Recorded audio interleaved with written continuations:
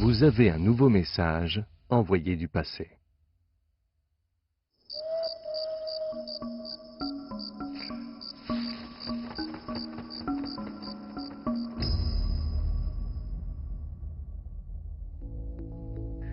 Au premier abord, on pourrait penser que c'est un chien assis.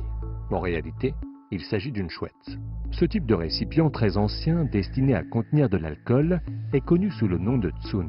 L'objet fait presque 50 cm de haut, la tête est légèrement dressée vers le ciel, les ailes sont repliées. La queue qui repose sur le sol et les deux pattes bien robustes de l'oiseau forment un trépied.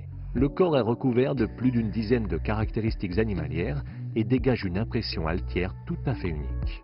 La figure de la chouette est particulièrement appréciée des jeunes générations et le musée du Henan a su l'exploiter au mieux avec sa gamme de souvenirs originaux. Sur les réseaux sociaux, certains internautes ont même déclaré, non sans humour, que c'étaient les anciens Chinois qui avaient inventé les Angry Birds.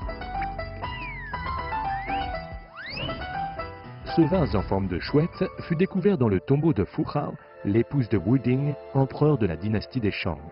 N'ayant de cesse d'épauler son mari, cette femme aux qualités exceptionnelles, qui savait aussi bien manier le pinceau que l'épée, fut capable de gérer les affaires de l'État, de présider aux cérémonies sacrificielles et même de partir en expédition militaire.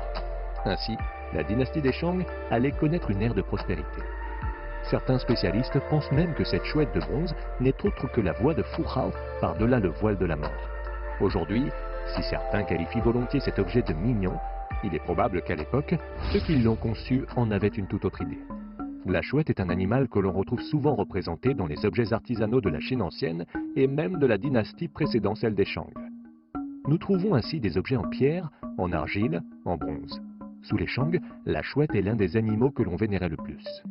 On peut constater que certaines parties de l'oiseau ont été mises en relief. Un bec aéré, un air effrayant, des pattes énormes ou bien encore une surcharge de motifs, autant de détails censés suggérer la férocité du rapace nocturne. Pour les Chinois qui vivaient sous la dynastie des Shang, la chouette était un animal sacré. Certains experts pensent que la chouette était alors considérée comme le dieu de la guerre et de la victoire.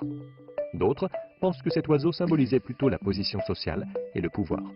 D'autres pensent encore qu'il s'agit de l'oiseau noir qui, selon la légende, aurait donné naissance au peuple des Shang et serait l'incarnation totémique du clan.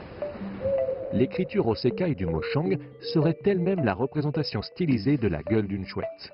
Cela pourrait expliquer clairement le lien unissant l'animal à la dynastie des Shang, tout comme la présence du vase à la chouette dans le tombeau de Fu Hao. Que l'oiseau noir de la légende soit oui ou non une chouette est encore aujourd'hui sujet à controverse. Ce qui est certain par contre, c'est que parmi tous les objets rituels en bronze de la dynastie des Shang, la figure de la chouette est celle qui apparaît le plus souvent. En fait, la chouette a été vénérée dans bien d'autres civilisations. Ainsi, dans la mythologie grecque, la déesse Athéna, personnification de la sagesse, de la raison et de la justice, se voit toujours accompagnée d'une chouette. Les anciens Grecs vénéraient cet oiseau qui savait chasser de nuit et était capable de voir dans le noir, d'où l'image qui lui fut associée de la lucidité au sein de l'obscurité, de la sagesse au sein de l'ignorance. Sous la dynastie des Shang, la figure de la chouette apparaît également dans la pierre. Mais qu'elles nous apparaissent féroces ou caricaturales, ces représentations de chouettes offrent toujours une image de simplicité, d'orgueil et de noblesse.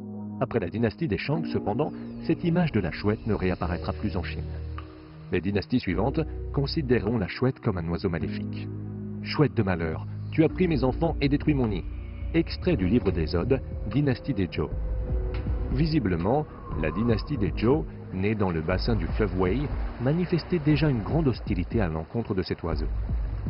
Après la dynastie des Zhou, règne alors sur la Chine la dynastie des Han. Le poète Jia Yi parle ainsi de la chouette. Hélas, les temps ne sont pas propices. Alors que les phénix partent se cacher, les chouettes prennent leur envol. On disait même alors que les chouettes étaient tueuses de mer. Dans la Chine d'aujourd'hui, on entend encore des dictons de ce genre. N'aie pas peur de la chouette qui ulule, mais prends garde à celle qui rit. On pourrait reprendre un poème chinois contemporain. Que tu me vois ou pas, je suis là, ni triste ni gai. Mais qu'elle incarne la noblesse, le malheur ou un personnage de cartoon, la chouette restera toujours la chouette. Il n'y a que le cœur des hommes qui change à l'infini.